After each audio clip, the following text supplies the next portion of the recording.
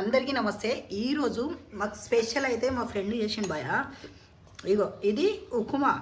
అంటే ఈ ఉప్మాకు కాంబినేషన్ కావాలి కాబట్టి మా ఫ్రెండ్ ఆలోచించి ఏం చేసిండంటే, భయ చట్నీ చేద్దాం మస్తు ఉంటుంది కాంబినేషన్ అంటే, సరే చెయ్యు భయ అన్న.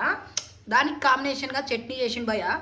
ఎప్పుడైనా ఈ చట్నీ చూసిరా భయ? మీకు హైలైట్ ఉంటుంది భయ. ఈ చట్నీతోని కాంబినేషన్ అంటే ఈ రెండుని కలిపి మనము ఏదైతే ఇప్పుడు రవ్వ ఉంది కదా, ఈ రవ్వ ప్లస్ ఈ కాంబినేషన్ రెండు కలిపి మనం తిందాము. ఒకసారి టేస్ట్ చేద్దాం.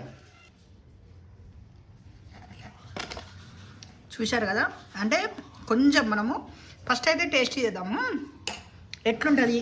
అంటే నాకైతే మస్తు అనిపించింది. ఎందుకంటే ఈ చట్నీ ఎట్లా చేస్తారు అనేది సెకండ్ పార్ట్లో అయితే పెడతా.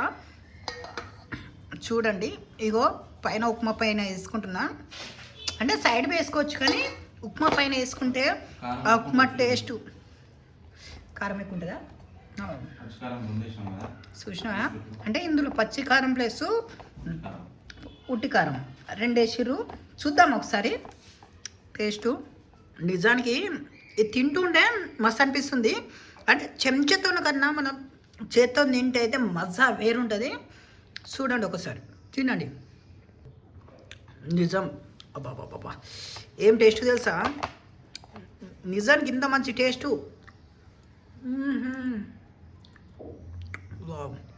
ఈ రెండో పాటలు అయితే చట్నీ ఎట్లా చేయాలో చెప్తాను. ఒక్కసారి ఉప్మా కానీ, ఇడ్లీ కానీ, దోశ కానీ, వడ కానీ ఏదైనా వేసుకొని తినండి. ఒక్కసారి టేస్ట్ చేయండి. ఈ చట్నీ మళ్ళీ మీరు చేసుకోవాలనుకుంటారు. Bye bye.